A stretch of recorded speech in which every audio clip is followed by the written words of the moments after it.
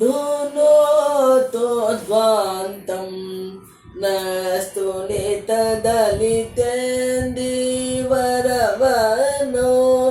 घनस्निग्धश्लक्ष्णो चिकुरनिकुरुमो तव शिवे यदीयौ सौरभ्यौ सहजमुपलब्धो सुमनसो वसन्त्यस्मिन्मल्ये वलमथनवाटे विटविरा तन्नोतु क्षेमो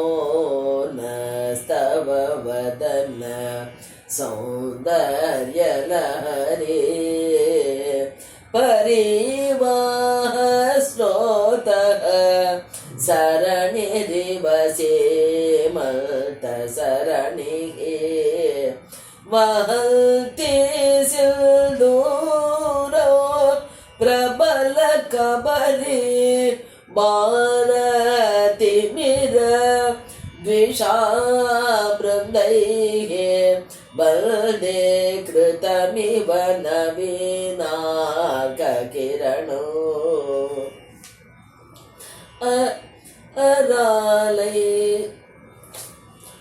अरालैः स्वभाव्यात् अलिकलभ ससिभिः अलकैः परितौ ते वक्तौ परिहसति पौके रोहरुच्यो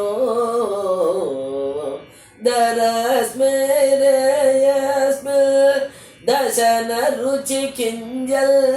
करुचिरे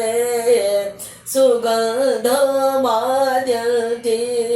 स्मरदहन चक्षुः मधुनिहः ललाटो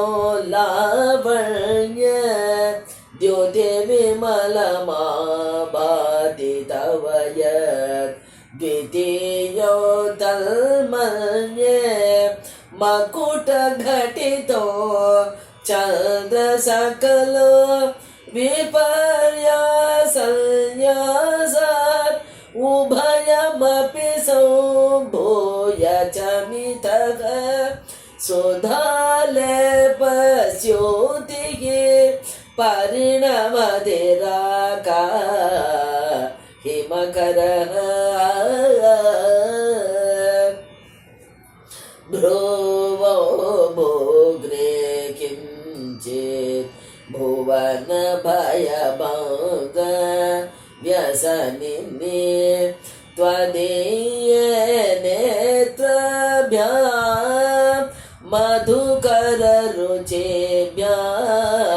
धृतगुणो धनोर्मल्ये सौम्य तरकर गृहीतो रतिपदे प्रकोष्ठे मोष्टो च स्थगयति निगूढान्तरमुमे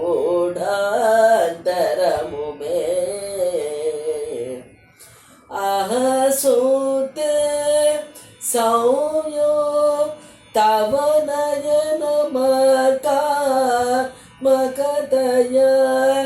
त्रियामवामोते सृजति रजनी नायकतया तृतीया ते दृष्टिः दरदलित हेमाम्बुजरुचिः समाधत्ते सन्ध्यां दिवस निशयोः अन्तरचरी विशाला कल्याणे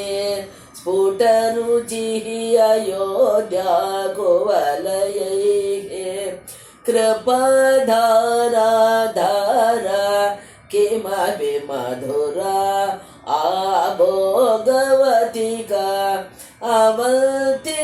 दृष्टिस्ते बहुनगर विस्तार विजय ध्रुवं तत्तल्नाम व्यवहरण योग्य विजय